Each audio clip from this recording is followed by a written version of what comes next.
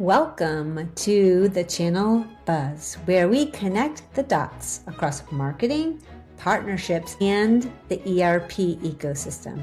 I am your host, Amiee Keenan, and in each episode, we'll explore the strategies and stories, tips, tactics, trends that drive success in the channel. Welcome aboard. Well, hello, everyone. Welcome to another episode of the Channel Buzz podcast. I am your host, Amiee Keenan, founder of the ISV Society, and I'm so excited to have a guest today joining me. She is a founder and fractional marketing exec for Grit Marketing Co. Welcome, Mel Bell, to the Channel Buzz podcast. So excited to have you here. Likewise. So excited to be here. Looking forward to our conversation today. Me too. We have some juicy topics to talk about. But first, can you share a little bit about yourself and let the audience get to know you? Sure. So I have been in marketing for the last 15 years. I'm a little unusual in that I haven't kind of stayed in the same industry vertical. I have jumped around a bit. I think things interest me, and it's been interesting to see how I've collected a lot of my marketing philosophies across industries that can be applied similarly, right? Yeah.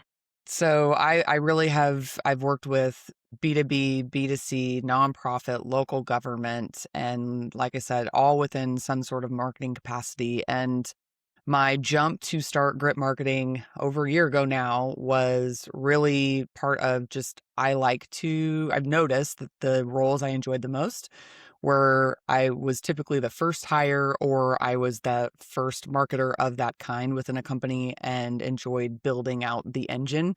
Yeah. And once it started running almost without me, that's when I, would look to kind of sink my teeth into something new. So the work that I'm doing now is often with companies that they either don't have a marketing function in-house or they might have some sort of marketing if it's, one or two full-time staff. They are focused maybe more on tactics than the strategy, and the founder C-suite they're in growth mode. And so they need kind of like a fractional marketing director to come in and help them build a plan that their team can then execute. Love that. Those are kind of the clients I work with and some of my favorite projects. Yes. And before we even started this podcast, we had a lovely conversation about how some of our companies that we work with intersect. So we're excited to talk more about that in the future. But let's talk about the topics today. First up, we have the anatomy of website copy that converts. What do you think works best in the B2B space? So specifically for B2B, it's complex because you generally have what we both know is a committee of buyers. You have your C-suite, your decision maker that maybe is looking to reduce spend, increase scale, more efficiency. That's kind of their problem statement. And then you might have your management or really your user set that, doesn't have a great way of or it's a very manual way of doing a certain set of their work or responsibilities.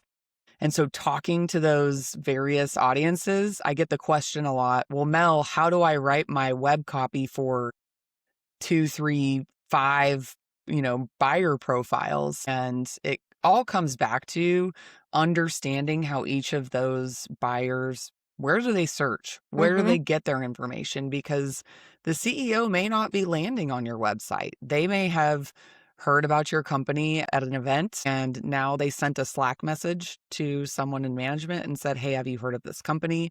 They have a new tool. Now your manager is slacking you and saying, hey, can you go get a demo for us of this tool? And so that may be one path. And now all of a sudden that web traffic that you're seeing and people who are downloading a guide or following your social media, that could be your user, but you're still potentially selling to multiple buyers. So bringing that full circle to the website copy, I think it's really understanding like who is actually landing on your website, but also most websites that I've seen, especially in B2B SaaS, is they're written by the people who almost know too much. It's like we're just regurgitating products and features, and you're leading with features, not feelings. And I know it's weird to talk about feelings in a B2B Yes. sales cycle, but like the reader really doesn't care what you do. They want to know that you understand their problem. And so put it very simply, show me you know me. Yes. And I love that. if you know that your like buyer is going to be, if you know like you're going to a conference, you have a booth at a conference, and that's typically going to be more of your C-suite decision, makers, that may look a little bit different than the website that generally draws in organic search from people that are actually using the systems that, you've built. So that's kind of my philosophy in general on that. Yeah, I love that. I love the features versus feelings, which I think is huge because, like you said, we need to talk to the people that are doing this day to day, in and out. Like, what are their business processes? What are their hiccups? What's keeping them up at night? What's stressing them out? What's delaying them from getting home to their family on time? Like, all of those things that they're thinking about in their day to day job is what we should be talking to and how we're helping them alleviate all of that, right? Yeah. So if I like to say that, what does a day in the life look like for your customer, your persona, and how can you articulate that into copy, which I think is probably the biggest thing to try and do. It might be a little difficult at first because we're all not used to doing it, but that's where Yeah. you and I come in to help help with that as well. But it just makes such a huge difference. And I also love how you mentioned out who is visiting your website. Like that is so important as well, because if you do have all C-suites visiting your website, obviously that copy is going to be much different than the actual users or the people behind the scenes in the back office, on the front line, in the warehouse, right? So really understanding the demographics of the website is huge as well. Love that. Yeah. Well, and then from there, you can also determine. So, for maybe someone who's more on the user end of it, it's if the C suite's the one hitting the website and maybe they're delegating some sort of sales process off to the team. How are we also creating content for it? It probably looks more like YouTube tutorials or how to videos Mm-hmm. on, in some other format, and serving those up along the way. I remember I had a role actually not too long ago, one of my, full-time roles before I made the leap. And this is back in 2019. And I remember mapping this buyer journey on a slide for one of my particular, audience segments we were marketing to. And it was very linear. They hit the website, and then, oh, by the way, we're going to enroll them in a nurture campaign. And then there was the next line was serve them this customer testimonial. The next line was get them to a webinar. And the reality is the buyer journey is not linear. I think anyone listening to this can acknowledge that. We know Yeah. that to be true, but we are still living in this marketing's land sometimes where we want to map it in that way. And I think a lot of that came out of C-suite questioning the value of marketing. Like, well, how do we know it's working? Mm-hmm. And so then we saw this birth of marketing attribution tools that everybody was like, well, I got to prove that, this is the way that people buy. And the way that I kind of demystify all that, especially when I come into a new engagement, one of my absolute favorite things to do, and this relates to website copy, one of my absolute favorite things to do is to ask for customer interviews. Can I get a list of your customers? Can I talk to, 5, 10, sometimes it's been more Mm-hmm. customers on the phone, and just ask them, how did you even learn about this company? What problem did you have at the time? And one of the things, obviously you get some insight that either validates what's on your website, Mm-hmm. but oftentimes you learn new things. Well, I actually really just, not only did I enjoy the sales process, etc., but then they surface that they just love your customer service. And if you do an audit of your website and nowhere is the customer service anecdote mentioned, especially if you hear it after repeat interviews, then, you're missing something that you should be putting out on your website or other marketing channels as a differentiator. Right. And it's in their words. That's the Yes. other thing I think B2B SaaS, especially B2B SaaS marketers, and maybe this is changing a little bit or has been changing, but challenge the notion that we have to be robotic in how we write copy. Mm-hmm. A human is reading your Right. copy, You don't need all right? those fancy words or all those acronyms or all the jargon that everybody uses every day. It's like, yeah, No. talk like you're the human and talk like a customer would understand it. And and now relate more to than it. ever with AI, Yeah. right? Because so many people are suspect of, well, Mhm. that was written by AI, that was produced by AI. The more that we can show up in a very human way and develop a connection through show me you know me. Wow, this Yes. company gets me from the headline. I think you can't miss when No. you look at it that way.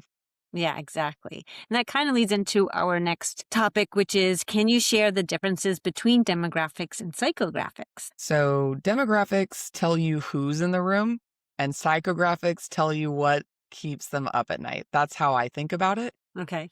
So demographics, it's, age, company size, maybe their revenue, head count, industry, titles. That's kind of like the who I got in the room. But Mhm. then what keeps the CFO up at night is different than the CMO, is different from the bookkeeper that's actually doing or Right. performing the tasks. So that's more like the fears, the motivations, or their beliefs even. And then I would throw in buying triggers as part of that. And lastly, what does success look like to them? Mhm. And that's where, a lot of times, I've heard it in a sales cycle myself, is like, what does success look like in 30 days, 90 days? And that's where you get some of those kind of more like qualitative types of feedback that then you can feed back into your marketing messaging. Love that. So yeah, I think a lot of companies tend to skip the psychographics piece. Yes. And partly because it's hard. It requires talking to your customers, collecting in some way. I mean, I've worked at companies where I do this myself, where you record every call. And so you have the beauty of transcription. And so you get the way that your prospective buyer or client is talking about the problems that they're having or the Yes. transformation they want to see. So that gets us there quicker, especially with AI. But, Definitely. that's That's when AI where really helps. I it feel like that's really a huge does. time saving and just gives you so much insights in a quicker, faster way to make those changes. And they can obviously suggest what you should change on your content on your website, wherever it may be, based on that conversation, which also helps. Yeah. I mean, I create buyer personas for my clients all of the time, but what I don't do is that linear buyer journey anymore. It's what motivated their search in the first place. And one of the biggest things you can do, it's so simple, but if you do get a customer on a call, ask them, where do you hang out, by the way? Like, where do you get your information? Yeah. Are you in any groups, Slack channels? There's actually so many B2B SaaS Reddit threads. Like Reddit is a weird like place for me. It's not something that I on a personal front typically, I'm not like spending a lot of time there. But the more that I've been doing research for my clients and, trying to understand, especially like when I'm out there doing competitive research, I'm like, did Hmm. you know that people are talking about the difference between budgeting tools on Reddit or on like, it's an interesting space and you can't overlook it. And that's another way or area where AI can also come in and help sort of like distill down that information because it can be a lot. I bet. And you can go down some weird rabbit holes, but I mean, I have yet to explore Reddit. So, yeah, it's one of those things where if they do mention, I've actually been going through a process in the last week of interviewing customers for a client of mine, and it's not in B2B SaaS, it's a very different segment. But that is one of the questions that especially, and it actually varies by demographics. So, hey, where are you? If you didn't know about this company or product today, or if you're continuing to learn about new products and services that are out there, are you learning about that by going to a show, or are you learning about that on YouTube, or is there some other channel I haven't mentioned?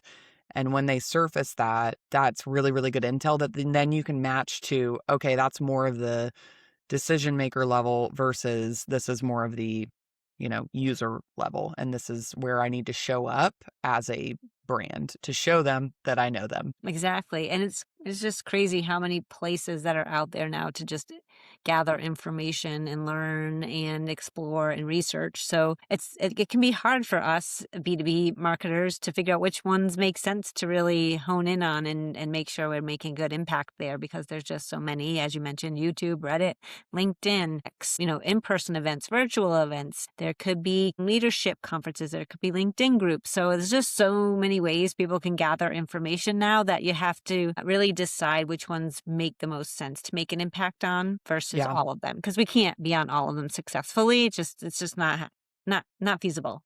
No, and that's where when we talk about all these things, I think on the other end of the person listening going, okay, well, you just made it sound complex again. You're showing me, me, my job's hard. But Yeah. one of the ways that, especially if we're talking about acquisition. So if a business goal is, we probably have some level in B2B SaaS of retention and expansion into existing accounts. But then if we have a particular goal around acquisition and you use your demo form, like if you don't currently have a self-reported attribution field that people can type in and select where they heard of you, Mm-hmm. do it now. It's easy to implement. And it's something that over the years, when I was in B2B SaaS and professional services that were adjacent to the industry you work in, Amiee, we started to see really interesting answers to how someone first learned about us. What that tells me is when I'm producing some of that higher, like top of funnel content, it doesn't necessarily mean it needs to be on X. It's actually telling me I need to show up in this other channel. And so if we can do 2 or 3 channels really, really well, especially when our leadership team says, hey, we need to go get new logos.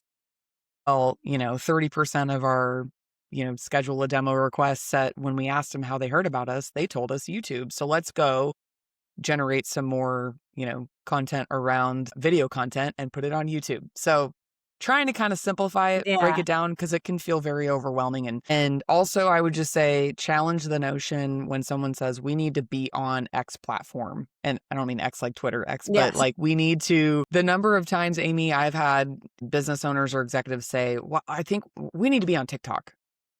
I Gosh. go, why? Like, what does that mean to you? Also, the number of C-suites in the last 12 months, and at least 4 or 5 that are holding the title of CRO to CTO to CEO saying, Mel, I really want our LinkedIn company page to be 10,000 followers by the end of the year. And I nod and I say, and what does that mean to you? Right? Is that Yeah. we are increasing our brand awareness and affinity in the industry? Are we, or to you, does a 10,000 person LinkedIn page equate to a specific number of leads, demos, and ultimately revenue? Because we have to always look at what is the objective, because that dictates, where you show up, Yes. how, and then of course, you told me you wanted 10,000, we have 10,000. Well, I've not seen us move the needle in demo requests. That's why it's important, like you and I come in to ask those questions and make sure that we're investing our resources in the right places, because I'd rather take 2,500 sticky, really engaged followers on a LinkedIn page over Oh, 10,000 definitely. that don't repost because they're, if someone's reposting something, they're proud to be affiliated with your Exactly. brand. Yeah. And if they're saving posts or sending DMs, because we can measure that stuff now, then you're really onto something. Yeah, love that. So let's chat about what is the importance of content and messaging pillars. I feel like some companies get it right, some don't. Some start the process, but then they're like, "Oh, this is too much work," and or "I don't have time." So I'd love to get your perspective on that. Yeah. So I do content pillars for my clients, and they typically come out of 2 exercises. One is those customer interviews I talked about. And you can, like I said, if you can't get folks on the phone, at least try. But maybe you're sending out a survey or you're doing a combination of interview, survey, and oh, by the way, I have a bunch of data in my CRM and I've got call transcripts. If we have, kind of an understanding of our audience and what they care about, that gets us halfway there. Then we conduct a competitive analysis and we know like how are our competitors showing up? What topics are they talking about? Or, where's the white space? Because our audience is saying, well, I really care about this particular topic, or I want to consistently learn and grow in this area or have competency in this area.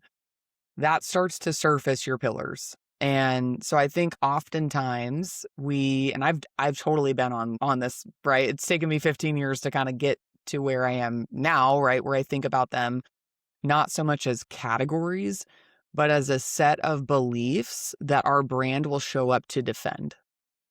And that's sort of like, if a new tool or a new trend comes out that, a certain industry is starting to talk about or adopt, it's asking ourselves, wait, should we have a point of view on that? And what is it? And then you can start to figure out the tactics. If, Mm-hmm. oh, well, let's get our CEO on a webinar and do a white paper, and then we'll, push out some social media and we'll have some additional press release around it. But without pillars, every post or every marketing asset is kind of like a one night stand. I love With it. with pillars, you're building a relationship.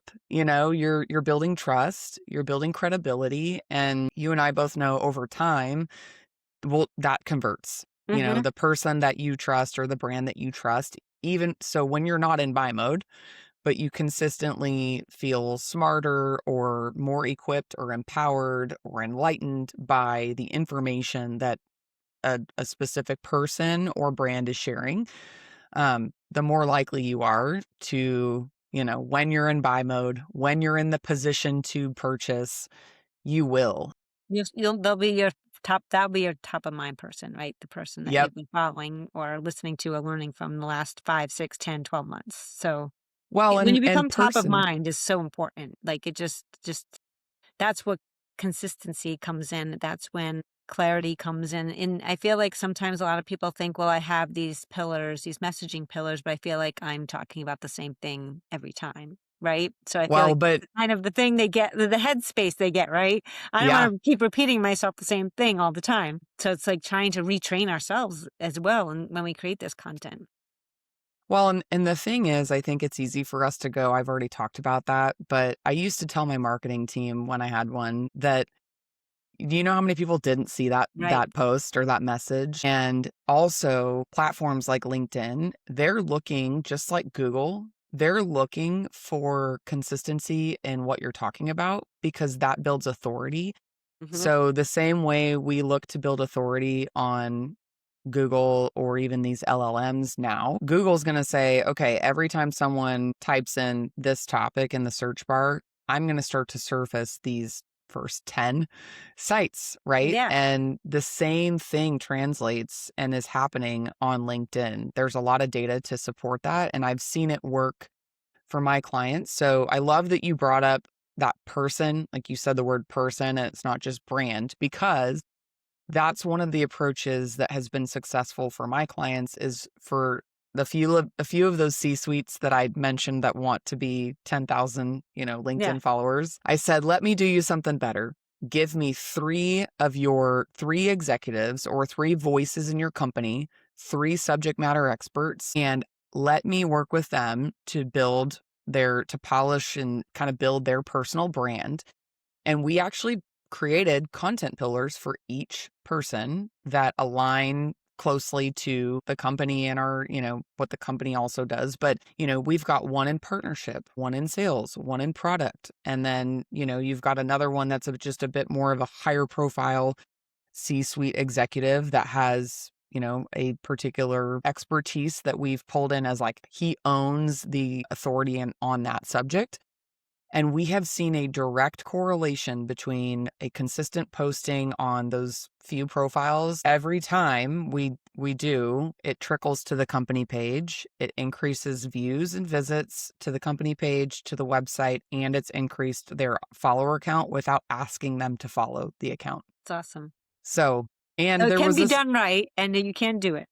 you can do it. And there was this crazy statistic I saw last year at some point where for every deal, a particular company, and this was a B2B SaaS tool, it wasn't one of my clients, but they noticed that the deal size was 20% or more higher when the decision maker was connected to someone at the company. And so they had a this was a much larger organization with a large marketing team, but they were investing in having their team showing up on LinkedIn and having them be thought leaders on the product and service they provided. And as a result, it had a direct impact not only on how many folks followed their page, but on their deal size and their That's pipeline. awesome. So Yeah. it's real. Yeah. I could definitely make an impact. That's for sure. So, all right. Are you ready to wrap it up with this topic I'm very excited about, saving the best for last? So, why execs shouldn't be the default design approval board? Why do you think that? How much time do you have, Amy? Because I think we could talk about this for longer than. Okay, execs need to approve strategy, but they shouldn't be defending or approving font choices. And I see this a lot, and I try to get there very quickly with my clients. And I've also seen it when I too was working as a marketer in a company where if you allow everything to be approved by committee, then we have a go-to-market misalignment. Mm-hmm. And this is bigger than marketing. So of course we all need a brand kit. So Of if there's course. no brand kit, like our visual identity, we need to agree on that. But often what I see is there's not an alignment in how are we showing up in the market? Like, and who are we for? And what problem do we solve? And if we have you can get this to one page. And if we can agree on the foundational elements of like, who is our number one, like, who do we serve? What problem do we solve? Then the rest of it, really, your team is empowered to make decisions, Yes. whether it be copy or the color of the button of the CTA on your website. So I have so many examples of this that Me too. yeah, it's just in the last, even just few months, there was a period of time last year where I had two clients that were both preparing to go to a conference, separate industries, separate clients, and they just happened to have an event at the same time. One client I'd been working with for months. We had done a bunch of the foundational work that we've already talked about, buyer personas, competitive analysis, the works. But as we got into developing a one pager for going to this particular conference, once the one pager got to the product team, we ended up in a 4 or 5 week review cycle, and the product team freaked out. There's no products and there's no features on this, and it was like, well, the one pager is intended to, because we know who our audience is at this conference, it's intended to spark the, hey, show me you know me. Okay, they articulated my problem and we want to get them to a meeting. Once we get them to a meeting, then we can get them to a demo, which then you can share all of the awesome products, Mm-hmm. features after we've articulated the problem we solve. But that took, like I said, 4 or 5, maybe even 6 weeks to get to print.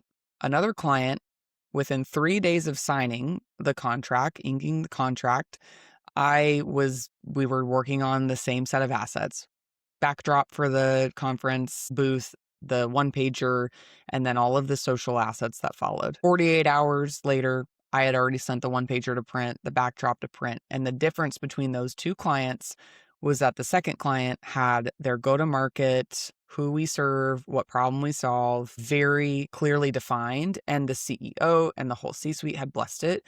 So someone coming in, I mean, think about that. I'm a contractor. I'm not even in your organization. And so the speed at which I was able to move and the time that wasn't sucked away from the executive team, we got there faster, and that's the real cost. And I Yes. mean, you've seen it. Right. So Especially from a it's contractor standpoint, right? You're paying me hourly here to help you with this stuff. Do you really want to take 10 hours or 2 right. hours, right? Like there's a whole cost with that too. Absolutely. Yeah. There was another example. We've talked a lot about websites today. Mm-hmm. Another example of a client that marketer in-house had shared with me, hey, here's our latest. They were working on a new website, and she's walking through some of the feedback she received from the executive team. And she said, one of the leaders, he doesn't like the color of the schedule a demo button. And I asked, is the color on brand? It's clearly stated in the brand kit that was created for this product. And she said, yes. And I said, so the color stays. And because the color, I mean, obviously the button shouldn't be hidden, right? Right. It needs to be above the fold. And we need to clearly, if someone wants to take action, but they're not going to take action based on the color of the button. They're taking action on that headline. Show me, you know me. They get me. Now I Yes. want to schedule a demo. The Now I want to content learn is more more. important than button. Because Yes, they're not going to absolutely. press the button if they don't like the content above it. Yeah, and so I think that all comes back to there's a difference between owning the vision and owning every decision. It's like asking, and then I'll be done. I'll get off my No, that's soapbox here. okay. I played sports all through college. It's like asking a coach to debate the color of the uniforms instead of challenging the playbook. Like you hired people to execute, let them, Yes. right? Yes, that's So why you hired them. So have trust in your employees because you hired them for a reason as well.